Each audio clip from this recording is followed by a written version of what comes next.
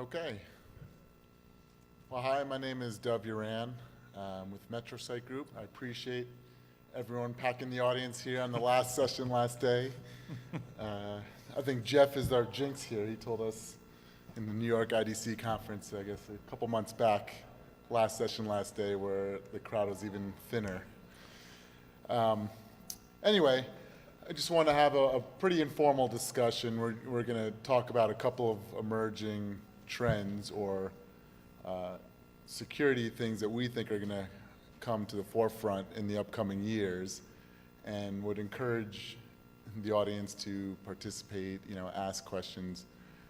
We'll take a couple minutes here to introduce ourselves, and then maybe a little background on each topic as we discuss it. So my personal background is with a group called MetroSite Group, where we are looking at emerging technologies in the security space, helping figure out which ones are more interesting or less interesting to a large number of clients in the Fortune 500 and the CISOs that we're helping to advise.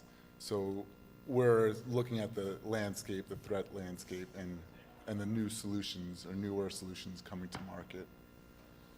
Jeff, you want to give a couple-minute background on what you do? All right, I'm a guy that everybody's rushing not to see.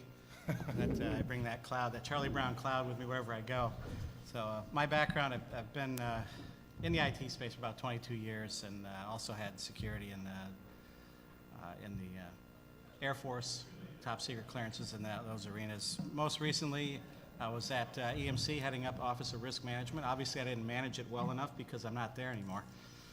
Ex-CISO, and worked in financial services, insurance, and actually started off in the mainframe environment as a computer operator, worked my way up through, wrote C code. So some of the problems that exist today in code probably attributed back to me. That's that cloud that I keep bringing with me. So in short, what do you do when you're cut? You consult. So I've been down in DC doing a lot of consulting in that space, and fortunate enough to get to be part of this panel today to talk about some of the futures and the things we're seeing out there in the security space. Hi, I'm Phil Baker. I'm Principal Scientist with VeriSign. Been in the web security space since 1992, back when we had 100 people using the web.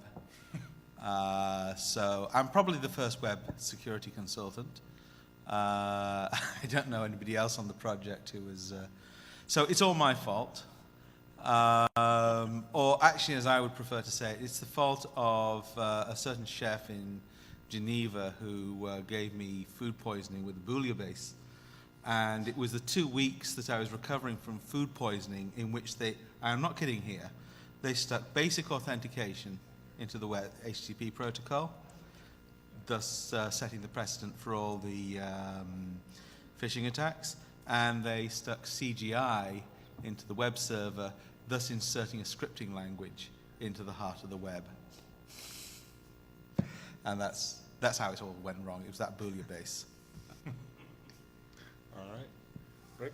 My name is Rick Howard. I spent the last 20 years managing big networks and securing big networks.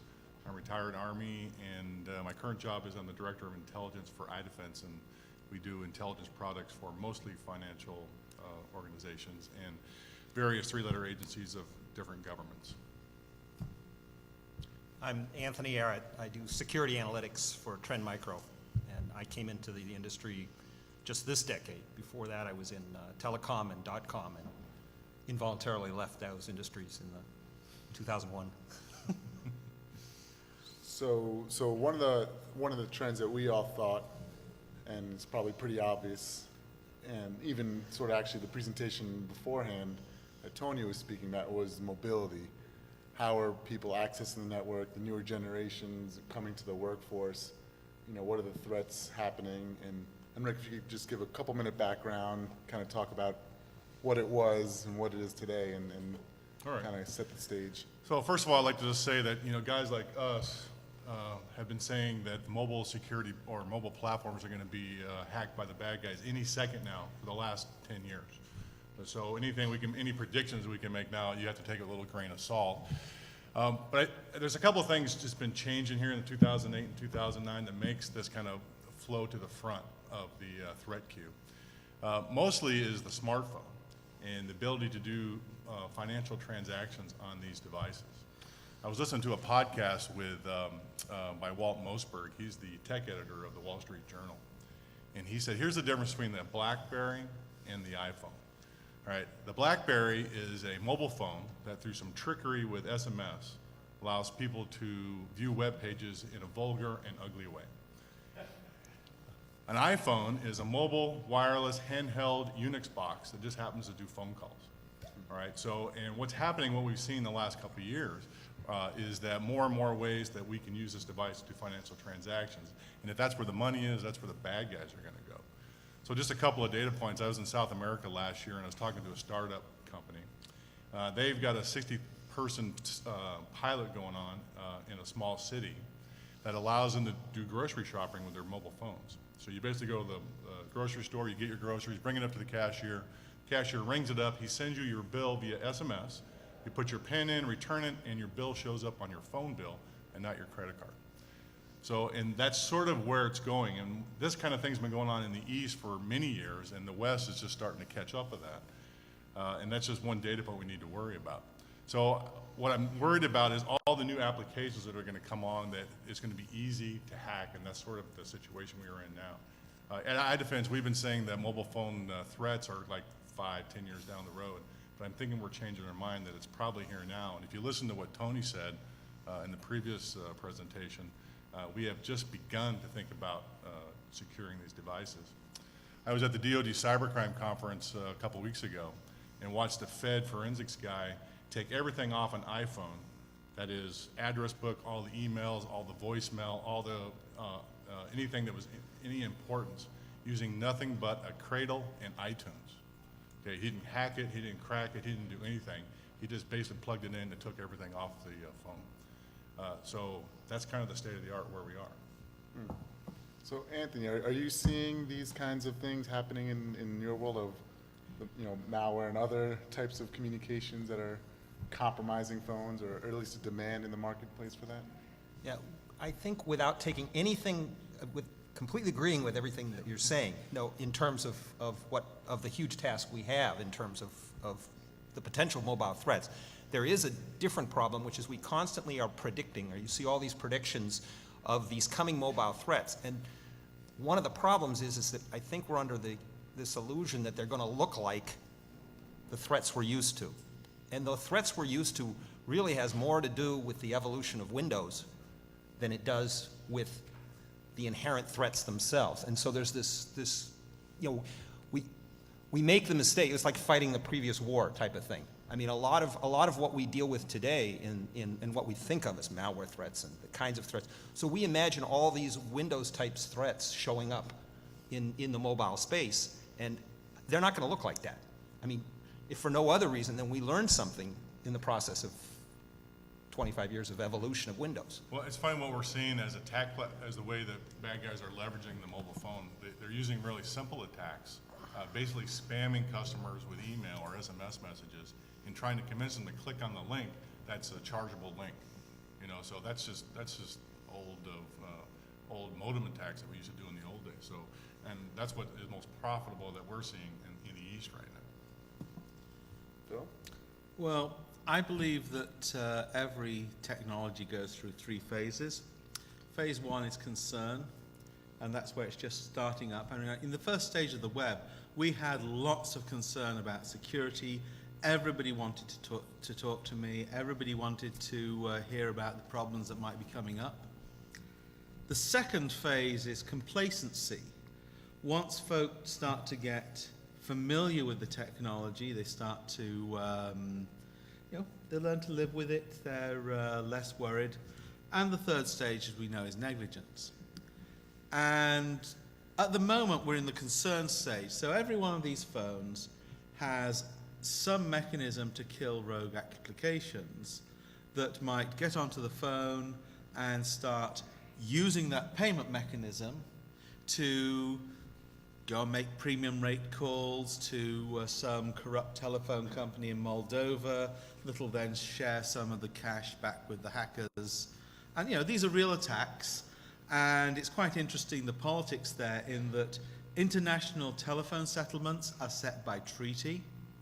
So the phone company says, we've got to pay the monies. It's not our choice, we've got to pay the money.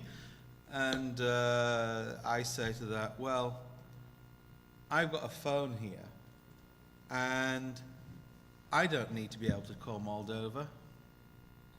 So why have you given me that capability when I've not asked for it, and it's a corrupt telco there? And moreover, why are you turning my telephone bill into your payment mechanism? I never asked for it.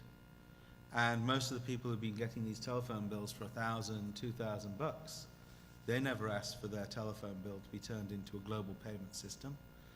So if we're going to get a hold on the mobile payments, we can try and use the kill switches, which will last maybe another year, 2 years at most, at which point the pressure to turn them off will just get too big.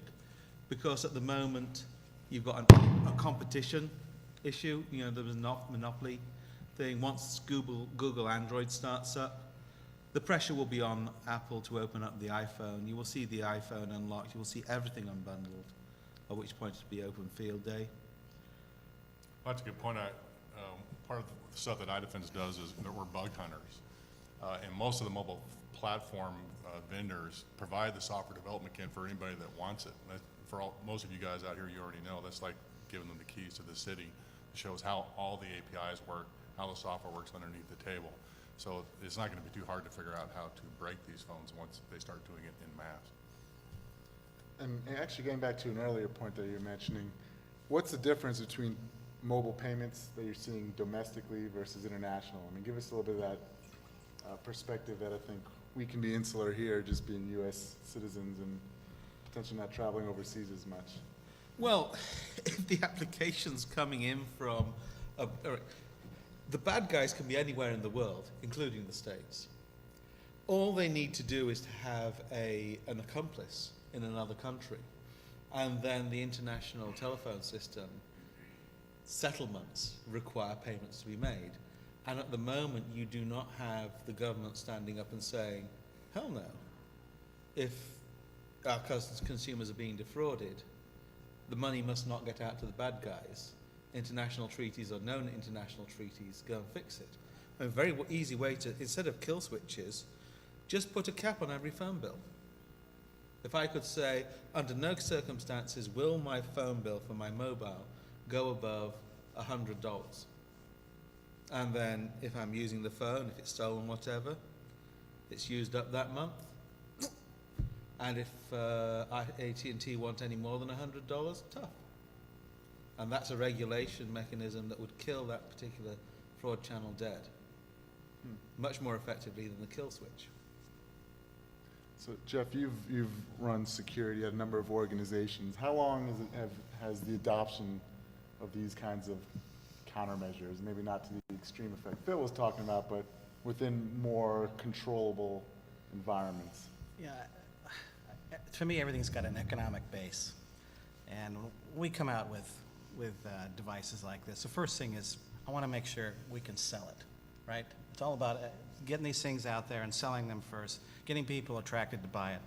Down the road, then you start looking at, oh, heck, I got to get some controls around this, and I got to start see if I can fix it. And these now we've got, you know, you'll get folks like Trend or McAfee, others, I got to throw some AV on that. They throw it on there and it just about kills the performance. The battery dies quick because it's just not built for that. It wasn't architected that way. So when I see that these controls will come afterwards until there's value. We're all about making money in this country, and there's nothing wrong with that. But what we forget is we don't start with any security up front because it's too costly to build it in. We don't know if it's going to work first. So it's an after-fact type of thought, and we look at it in fixing these things. And therefore, we're always scrambling to make sure that we're not at risk. And this kind of goes to cloud computing. We'll talk about that as well. But when I look at this stuff, I see, and Rick, back to your point about, you know, we've been talking about this for 10 years. There isn't a whole lot of value, information of value on these devices yet, because we're not using them like they are in Japan and other places. I think the criminals go where there's information that they can get, and I'm not going to, these guys are real smart. I'm not going to waste my time trying to penetrate a phone if there's nothing on it. I'm going to wait until there's something of value and know that the American way is they're going to try and catch up later. In the meantime, I will be filtering that data into my box, and I'm not going to let them know. I'm going to keep my transactions quiet, and I'm going to steal that data. So when it comes to the controls, I think it's always a reactionary perspective on this. And I think it will happen, like you said, but once things of value start to go there, I think then we're going to see significant amounts of malicious activity in that space. I mean, I think it's going that way. Citibank is rolling out a chip now for their mobile users that allows them to do mobile banking. I think I read this morning that the prediction is 115 million mobile phone users using their mobile phones to do banking operations by 2011. Right, so I mean, the tidal wave has come. And I just think it's a matter of time as technologists in security and against the security measures are getting more comfortable, you know, understanding Android, understanding the OSs, how they're working, and sort of attacking that new medium, that new platform, as applications are being brought to market in that sense. Agree, yeah. So, yeah. So, Rick, you had an interesting point about setting a limit on, about on the phones for like $100. That if my phone bill goes to $100, then you shouldn't allow that. It seems kind of like that's the credit card model where you're only liable for $50 for a fraudulent charge. And so, will that really? Are we just going to have to get new phone numbers every 2 months, or? Well, before either of my kids get a cell phone, the telephone companies will have to have provided me with an assurance that I can control their billing. And until that happens, the kids don't get the phone until they're 18 and can pay for them themselves. And, you know, it's not just and if you talk to a lot of parents, you'll get exactly that same response. In the number of parents that I've talked to who have taken the kids' cell phones away after an SMS messaging meltdown is quite large. So, you know, it's not just that this is a matter of security. There's also a business opportunity here. Sure, AT&T and Verizon and so on can make a few bucks out of creaming a small number of customers, but they only get to cream each customer once. And when they lose that customer, they lose them for a long time. Well, just to add to that, I have a 13 and 14-year-old. I gave them cell phones, and I can limit the number of text messages to 50 a month. I can shut down no data flows across it, and I can limit what calls come in by number and which ones go out. So they don't like me very much, but they do have cell phones. So I've kind of gone down that route. So yeah, Like those kids. yeah. Yeah. This may sound a little facetious, but how old are your kids? 3 and 7. Well, if you've got a ways, I would predict you lose that battle. Yeah, I lost it. I'll check with you in I a got- few years. I got Most 12 and fathers 18, I out lost 2 here years ago. probably would vote with me. It's a huge problem. I mean, I had 5, and I got a $300 bill from a call to an adult service one time that one of my boys made. So I agree it's an opportunity. Who's your carrier that lets you restrict that? Hey, Yeah. AT&T. Yeah, Really? AT&T does it. AT&T's got it. Okay, so maybe they're listening. They never listen to me, so, okay. Any other questions from the audience before we move topics?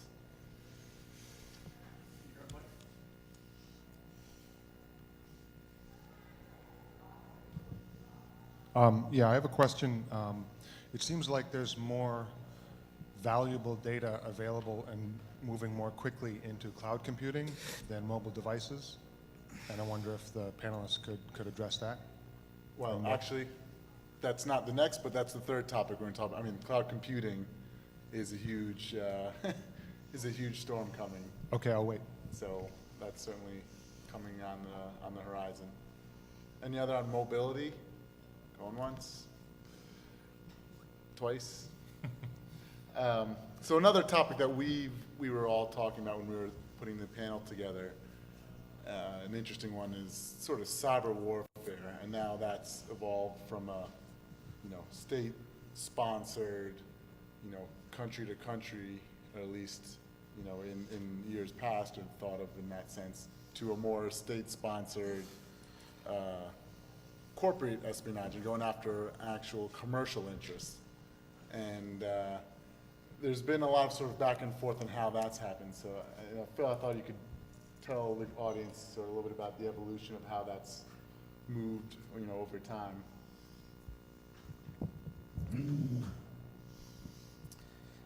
Threats. Well, when we started off with the web, everybody's saying, oh, security, it's going to be something big. Yeah, we got to be serious and so on. And I'm saying, well, yeah, we've got to take this thing seriously because someday we're going to be doing banking online. And then a little while later, folk are kind of like ratcheting up the dire predictions. And, the predictions about cybercrime start to be, well, they're going to be stealing billions of dollars from world banks, et cetera, et cetera. And you've been listening, you probably heard the statement from the FBI that cybercrime is going to cost $1 trillion and is the third biggest threat to the country. Cyber terror. And, there's kind of like this race going on to make the most dire statement possible. So since we're on the record here, I'll just say that cyber terror and cyber warfare is going to lead to the extinction of all life on the planet and bring about the destruction of the universe.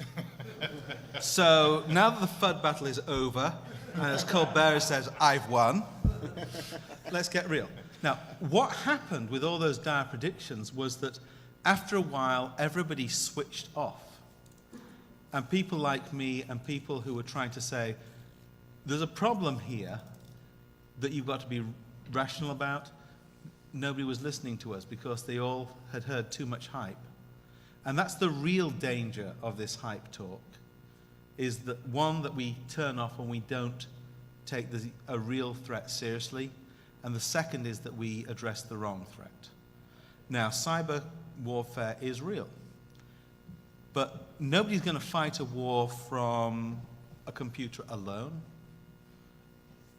They're going to use the computer and the network to enhance their existing capabilities.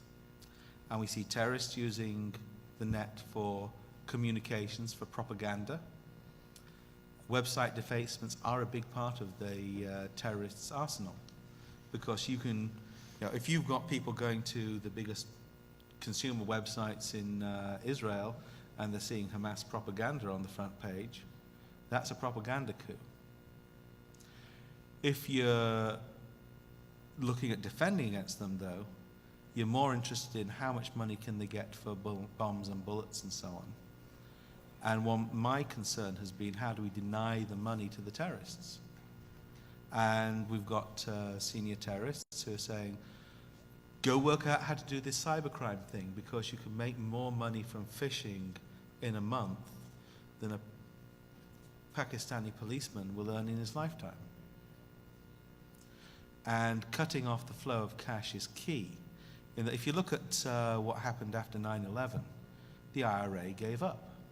And they gave up for one reason. The money was no longer coming in from the States. NORAID was no longer holding fundraisers. So I'd like to draw a distinction between cyber warfare, cyber terrorism, and cyber espionage, because they're all three different things.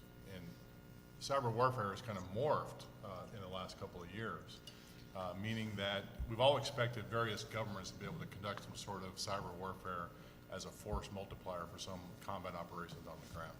Okay, most governments worth their salt can do that. What we've seen in the last couple of years, though, is that the Russians have mobilized their amateur hacker force to be a force multiplier without getting any responsibility for it. We've seen 3 cases of it. We've seen Estonia, we've seen Georgia, and we've seen Kyrgyzstan, even though Kyrgyzstan was sort of a reverse effort. The reason it's reverse is Kyrgyzstan officials are pro-Russian, and they called the denial of service on themselves because they were trying to stop their enemies from talking bad things about them. But still, all done through amateur, pro-Russian hacker groups from various parts of the world, being able to manipulate the country to cause some sort of battlefield effects. All right, so that is really happening right now, and we expect to see that going forward. The Russian government views their amateur hacker group as state assets. They don't really control them very well. They just kind of spin them up and get out of the way because they're not sure what the hell they're going to do, but they still view them as assets. And that is not the same thing as what cyber terrorism is, okay? And the cyber terrorism folks, we haven't really seen that in the world today. Cyber terrorism, by definition, needs to cause terror, needs to cause us to be afraid, and we really haven't seen that yet. What we've seen is hacker groups in the Middle Eastern part of the world using cyber fraud techniques to fund their terrorist agenda, okay, but not really any cyber terrorism on the net. Yeah, but I mean, I agree that a cyber terror attack is a ludicrous proposition. I mean, like, if you look at one of the effects of 9/11, the stock exchange was shut down for, what was it, 4 days? Who cared? Yeah, nobody cared. And- The London Exchange went down last year for a whole day and nobody cared.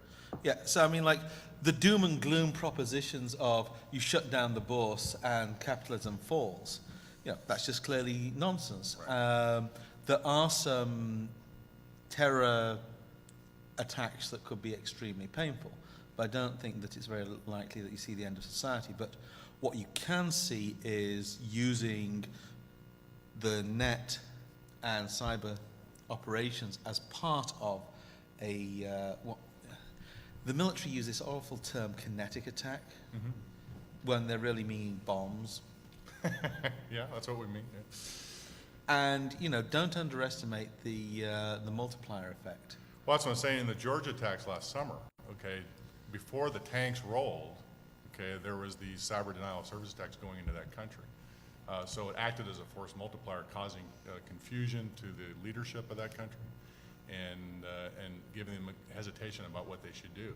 So that's kind of a I mean, I hate the classifications because, you know, it's the idea that when we're trying to impose pre-existing categories onto the badness coming out of the internet, and you're going to get it wrong because you're fighting the last war.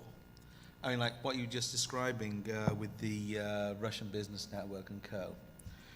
Very much the same as what some governments have been doing for years with deniable operations. The rise of terrorism in West Germany, the Baader-Meinhof gang and so on, was linked to East Germany and the Soviets looking for some way to do deniable, low-intensity warfare. And you look at what these hit operations against their competition looks somewhat reminiscent in objective to some of the death squad operations that some of the rogue dictatorships in Latin America have been up to. Well, I like what you said about the low levelness of it, okay, because that's kind of what it is. Yeah, go ahead. One possible legitimate vector for cyber terror, I guess. We all read about the vulnerability of control systems for electrical generation plants, nuclear power plants, that sort of stuff. Do you guys have any light to shed on what those, well, number one, how feasible something like that might be to gain control of a nuclear power plant and threaten to cause a meltdown? I have no idea how those things are really constructed. Are those folks taking these possibilities seriously, or is that doom and gloom kind of stuff? Well, I think it was proved that, you know, that is a possibility, right? I mean, with the DHS and the shaking, that video that came out, was it earlier last year? So there's at least access in terms of how people are reacting to it. Anthony, do you have a perspective? I mean, I come from a, you know, I'm bringing a very commercial bias to it because of trend, the business we're in. But the thing with all of these things, and these conceptual classifications and these scenarios are, the bad guys are not, by whatever area they're going to apply their stuff, whatever, they don't work from conceptual possibility. You know, they don't work from conceptual designs. They work primarily from repurposing successful implementations. So if you're looking for where the real threats are, the real present imminent threats are from what bad guys can do, repurposing what's successful that's out there. And that's why I think denial of service is something, they didn't develop that out of some conceptual design. That's something that's highly developed, highly successful, a denial of service attack, and they just repurposed it for, national military purposes, basically. Well, I think though, for that community of security folks, the SCADA folks, they've been, for the last 10 years, you guys tell me if I'm wrong about this, but they've been sort of living in a security through obscurity model. They didn't want to talk to anybody else in the security community because their stuff is too important. They will take care of it themselves. They almost excommunicate themselves. Exactly. Well, I was an apprentice in the control engineering group at ICI before I went to university. So it's your fault for that too? Well, at that time, control systems were controlled by a protocol called Modbus running over RS 485. And today, it's running Modbus. And, the thing about Modbus is there are no acknowledgements of any command that you send. So you say to that valve, move. The valve never says that it received the command. And it certainly never sends back a note to say that it moved. So, forget about authenticating that command or anything like that. Now, at that time, we had computer networks. We were running DetNet Phase 4. We had networks, but we always had an air-gap model. Today, there's no air-gap model. In fact, there's barely a firewall model. And I talked to folk in the industry, and they say, we've got a group that's looking into it. And there are 200 people in the group designing the next generation of security. And I'm kind of like, yeah, that's going to help. Now, on the nuclear physics stuff, on nuclear power station stuff, yeah, I do have a degree in nuclear physics. I don't think it's very likely that you're going to see somebody get a plant to blow up. But there are plenty of ways that you can permanently disable a power plant by using the safety systems against it. I'll give you one example, which I don't think would work on, I don't think is current. Most of your light water reactors have, you have your graphite moderator, you have your boron control rods. Most of those have a mechanism to blow boron dust into the core of the reactor as kind of like the last thing that you do if it's going to meltdown. When I was on a tourist trip around Trasvineth nuclear power plant, I was standing 20 inches away from the boron control feeds. If I'd have flipped up two covers, pressed the buttons, and they hadn't managed to drag me off within 20 seconds, the boron dust feed would have started, and once it started, it is impossible to get the boron out of the reactor. One dead nuclear power station. Now, if you look at how close to the bone some parts of this country is in its generation capacity, and then you consider that nuclear is used for the base load, sure, I could deny you some power. So isn't that gloom? As systems are getting connected, as people are coming online and waking up in all parts of the world, there's just more access to these systems. No, I've not started on the gloom and doom. You're just The gloom and doom is what's happening with active, intelligent power. Because at the moment, all the asset is at the power station. What they're doing at the moment is that they're wiring up all these air conditioning systems so that they're intelligent and the power station company can turn them on or off or up or down or whatever. So how about this for a scenario? I get control of that control loop and I turn on all the air conditioners in California or in Southern California on a nice hot day. I think I could probably blow a few power stations up. I think that all of us here could come up with our scary scenario about how some bad guy could cause terror or something on the net. I was just reading something in the news this morning about how some hospital in the U.S. is currently fighting a worm through their network, and it's blocking surgery scheduling because they can't get it off the net. All right, so I'm sure we can figure out a way to give the wrong medicine to the wrong person to cause that person to die. And I think you can all come up with your own personal scary story of how we might be able to inflict it. I think what we all have to do in this room, though, is drag the SCADA people back into the light with the rest of us, right? Just this last year, there were actually 15 exploits written for SCADA control systems. That's the first time that's ever happened. They've always been kind of in the dark. We just need to kind of drag them into the light and keep them into the conversation so that they modernize their stuff. That's about Well, isn't part of their protection that they are so disconnected? well, that's what they say, but it's, I think what you were saying is not true. Okay, they say they are, but they're connected all over the place, No, right? and going back to your point about the path towards the attack, in that at the moment SCADA is mostly limited to process control. However, one of the fun trends that's going on is home automation. And if you look at what the home automation systems that there's two sorts.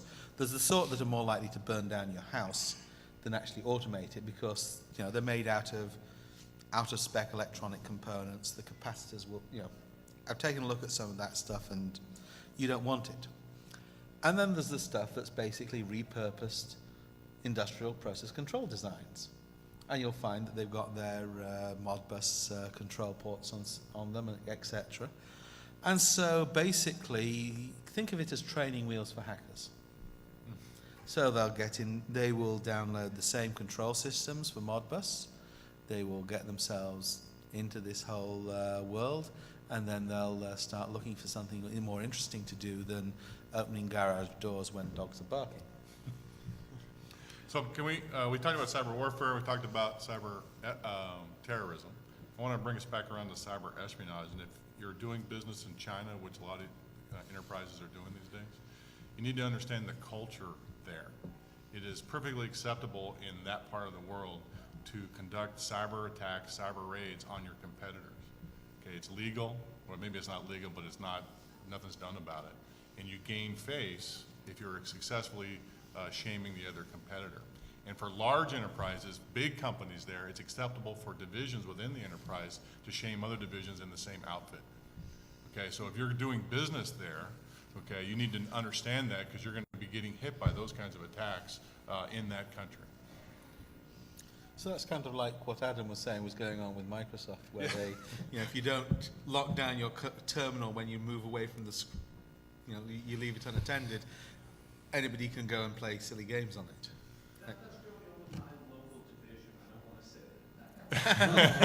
It's not a culture there.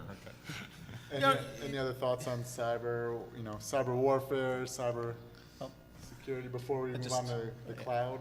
Just one quick comment on that. I have an advocation where I have personas in different jihadi social networks as a sideline on the side. So I'm into these sites and having conversations with these folks out there, and not as me, but as someone else. I put on my bat cape at night and I go in and keystroke into these sites. But what these guys are looking at this really, as you mentioned, is propaganda, but it's recruitment networks, and it's we talk about the cyber terrorism. We look at asymmetrical warfare and what they've done with airplanes, with different infrastructures that we own as they use our infrastructure against us. They're going to use the internet for data gathering. They don't want it to go down. They don't want to attack it to drop it. They want it for recruiting. They want it for sending information back and forth. They want it for education and training so they can go out and perform physical attacks. They do want they do use it for collecting and stealing credit card information and making money.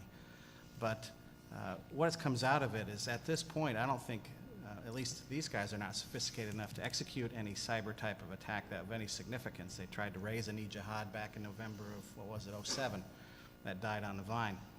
So what you see them doing is really using it for different purposes so they can execute an attack against that nuclear power plant with some other infrastructure. And they don't have to get inside it. They'll just use some physical action, is what I'm seeing there. Well, I agree with that. In fact, there's been multiple fatwas released in the Middle East that sort of authorizes cyber fraud as a way to legitimately raise money for their own agendas. There was one by, I can't think of the guy's name now, but he was out of Cairo, and he's kind of a big sheik. The little guys say it all the time, there's raging debate in the forums whether or not it's legal to do that. But when he comes out with it, it's sort of given a blanket carte blanche for those guys to do those operations. And tell you one thing that's even scarier than that. The Middle East hackers know they're not as good as some of the other parts of the world, so they contract that stuff out to people who are better, namely the Russians. There's cyber mercenaries. Cyber mercenary. Right. Okay, Well, so, this is actually an element of the whole ecology that's got to be thought through, in that all that infrastructure that's been built up for cybercrime can be repurposed. So those muling networks that are used to launder cash that's been stolen out of bank network can be used to launder drugged cash. absolutely. And 10 years ago, if you wanted to do cyber warfare and you wanted, it wouldn't work because, you develop an attack, you've got your zero-day attack and you want to set it off and, oh dear, it's been patched. These days, you can't rely on any particular attack working, but you know that on any given day, you will be able to buy one. They'll be good for the next 24, 48 hours. And so 10 years ago, the British, Americans, French, Israelis, maybe the Russians at that point, would have had that capability and would have had the resources to do that credibly. Today, much wider range of actors. Anybody who's prepared to pay, you just need to keep it in with the right circles.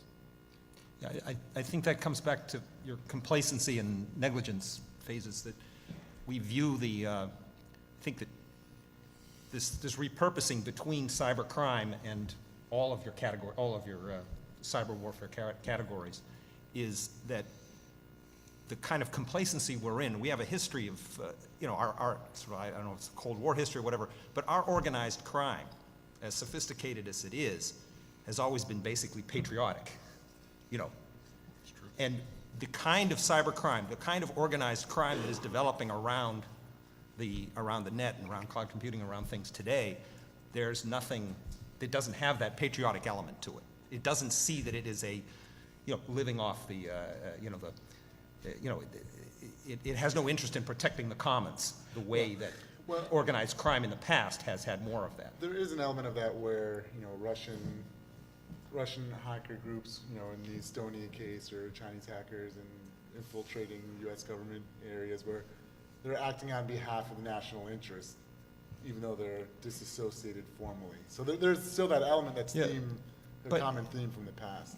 But I'm thinking more in terms of the example that you just gave, where the Middle East, you have some jihadist type of thing hiring the Russians to, if they were going to hire them to bring down the internet, they wouldn't be very successful in getting them to hire to bring down the internet, because the internet is what keeps these guys in business. Yeah, but there are elements that you do have to be careful. There is a lot of stuff that's for hire, and these guys are perfectly willing to do it. Yeah, but you say, everybody depends upon the internet, but heck, you look at the number of attacks against the root DNS, it's enormous. There are plenty of people whose egos are big enough that they would like to bring down the internet just for the heck of it. And there's plenty of money that could be made by taking high-profile parts of the internet down for short periods of time. The DDoS extortion frauds are much more credible. If you can take out Amazon for a week or an hour and it gets onto the New York Times. But realistically, how much money are you talking about there compared to having networks of zombies that generate spam? That's producing the 98% of the income of cybercrime is coming from running spam out of distributed IPs. That's where the money is. And so, there's no money. The money you can make bringing down some central infrastructure from them, so it's of less interest. I'm not saying they're not there, Right. but that's not where the motivation It's not is. an economic. That's not it's no different than which the bank robber says he robs banks because that's where the money is. They're going to go where the money is. Willie Sutton. So, Willie Sutton. Willie Sutton. Right. So the third theme that we thought was compelling and overwhelming and is now on a obviously increased trend is cloud computing, outsourcing, the efficiencies that are inherent. Jeff, do you want to give a little bit of a overview on Sure. to set the stage for this topic? The first thing to know is that cloud computing is not new. It's just really whatever is old is new again. Cloud computing, or the utility aspects of it, and virtualization really started in the mainframe environment where you could partition. And back working in the GE days, we used to sell computing space and time on the machines, and based on the time of day, you would have a higher price. Wherever you want to prioritize to get your job run, you'd have a higher price for that. So utility computing came in those days. And then they started putting, you started getting RACF and Top Secret and ACF2 involved from a security angle. So over the years, you've had folks like Bill Joy and folks at Sun talk about the computer. The network is a computer. As they move towards that, we're getting closer to that. And then you had IBM in 2001 come out with their autonomic computing manifesto, per se, about multi-tenancy and shared resources out there, and the auto-provisioning. And we're starting to see that, where you can go out today and I say, I can go online and create an account, pay you some money, and I'm going to provision this amount of CPU, that much RAM, this storage over here. And you don't really know where it is, but I'm provisioning something out there that's going to create a space, and I'm going to go and use that, and I'm going to start uploading it, putting data out there, and I'm going to start making money. I can do it very quickly, and it's a shared resource there.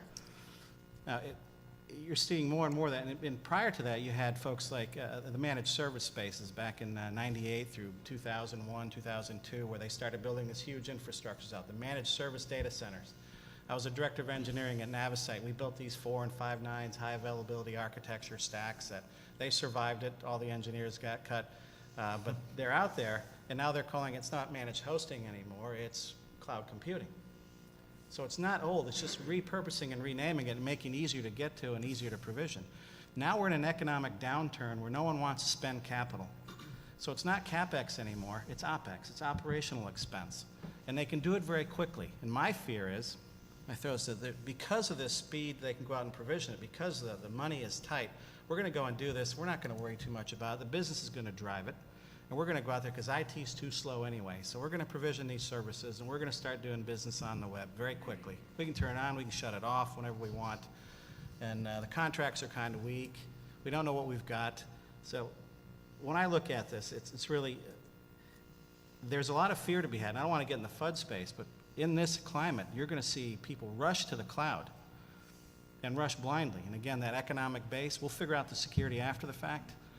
And as the value goes there, the attacks will go there. So it's interesting how the fear as an enterprise is moving their data, moving their information out into the cloud. What's, Anthony, some of the things that we were talking about earlier, what are some of the benefits from a security perspective that this cloud computing module or state of mind kind of provides us now? I think you're absolutely right about what hasn't changed. But I think what the key issue is what has changed. And if you look 20 years ago, the average knowledge worker went to work, and 80% of the information they needed to do their job was derived from inside the enterprise network. And today, 80% is outside, is coming from outside. It's just the fact is just the daily information transactions of almost all knowledge workers today is already in the cloud. All the information transactions are taking place in the cloud. So this is in many ways, this is just a natural evolution. And it's overcoming the illusion that you can live behind this moat of the enterprise network. And so many of these things are natural ways. And in some ways, this is like it's like the Cold War peace dividend. I mean, the gains that we're getting from, quote, cloud computing really represent that once we give up this moat mentality, that we can defend, that we actually can defend an enterprise network by cordoning it off from the rest of the world, is you realize that there's a lot of cost savings now. And I think that's what we're seeing. But it does raise a whole bunch of issues about how do what are the implications for security? And I agree with both of you. How many out there run big IT networks right now? Anybody run an Exchange server farm? Okay. For me, I used to run a big Exchange server farm, and the idea of being able to outsource that to somebody else, let them manage that whole thing, that's a huge draw for an IT guy. I would do that in a heartbeat, not even thinking about security, okay, because it's so much of a pain in the rear end to manage those things. So that is the big advantage for the IT guy. I think you can do this smartly.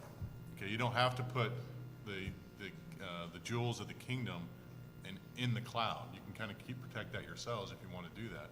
But you can take all that extraneous stuff and get all that stuff off your back.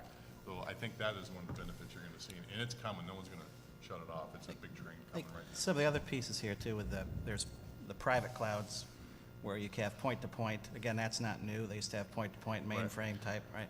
But now we're doing it in the internet space. You've got point-to-point that you can secure and that's kind of private. Then you got semi-private, you got hybrid approaches as you pull that data from different sources out there, and you got public clouds. And this stuff is still evolving, and it really comes down to, it's the castle mentality. It doesn't work. There is no perimeter anymore. It's more like fire bases in Vietnam. You're carving out spaces and you're creating some security around it, and then you've got delivery back and forth between different supply chains to keep yourself up and running. I think it depends upon whether you're outsourcing to a provider that is more security conscious than you are or less. In that one of the assumptions that a lot of people make when they're doing this outsourcing thing, well, you're always outsourcing. Unless you personally are touching the dials and the knobs on the device and nobody else, you are hiring somebody else to do that. And they may work for the same employer as you, but that doesn't necessarily mean that their interests are aligned and that they will be a conscientious employer, etc. And if you look at a lot of the enterprises that are outsourcing, in many cases they will improve security because they may outsource to a bunch of incompetent adults, but they still outsource to a bunch of, they're still more competent than they are. So the problem, so just saying, you've got to do it all in-house, it's going to come in-house, I don't think that's really relevant. You're always going to be outsourcing. You're always going to be transferring control to somebody else.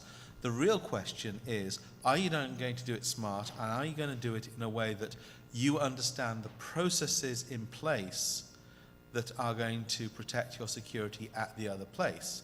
Or are you going to do your outsourcing decision simply by choosing the very lowest bid of the people who submitted? Well, when you talk about the security, right, when you have that increased visibility and global view, right, so you're not only monitoring, from a cloud perspective or a services perspective, one organization, you're now doing it tenfold or 20-fold. You're able to see attacks on a different scale. You're able to protect things on a different scale. I mean, that's essentially what a lot of these newer businesses are providing that, and those additional benefits from a security perspective specifically. Well, from the security perspective, taking all of this into account, and you look at it from a security perspective, this is what we're seeing, is the enormous paradigm shift that's taking place here is that up till now, basically the whole concept of security was, security required information. You had to have up-to-date information about the threats, about the vulnerabilities, about whatever it was you're defending against. And up till now, the whole concept was you had to move that information in a timely way to the point you're trying to protect, whether it's a gateway or a client computer or a DNS server, or whatever. But that's what we're seeing as the huge shift that's going on. We're moving away from the concept that you've got to move all this information to the point of protection.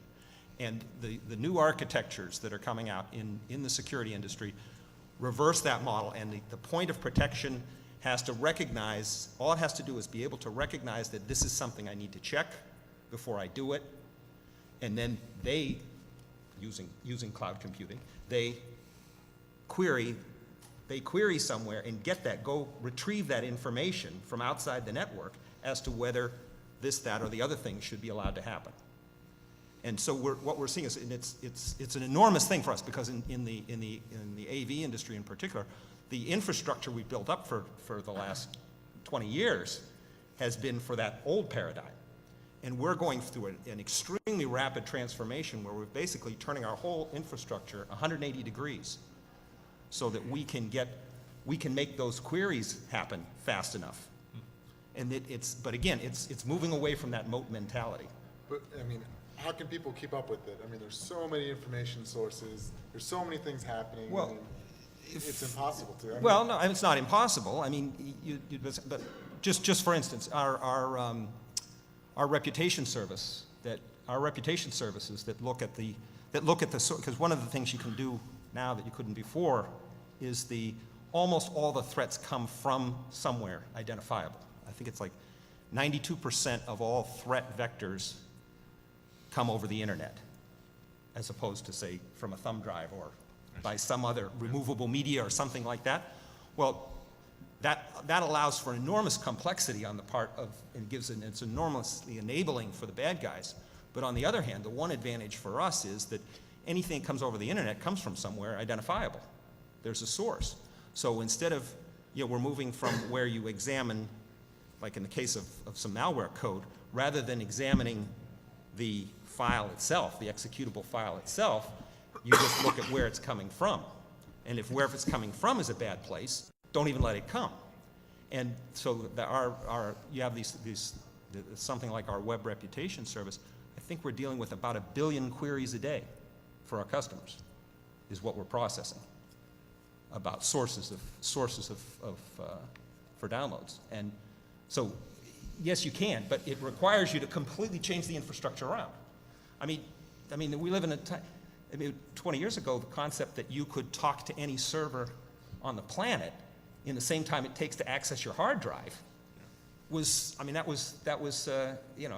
years ago, that wasn't even in our minds, at least, but so it's not impossible for us to use some of the same mechanisms. Well, actually, that's probably a good place to pause, because I know we're running a little over, and actually ending a security conference on a little bit of an up note might be an unusual thing to do, so I'm going to jump in right there.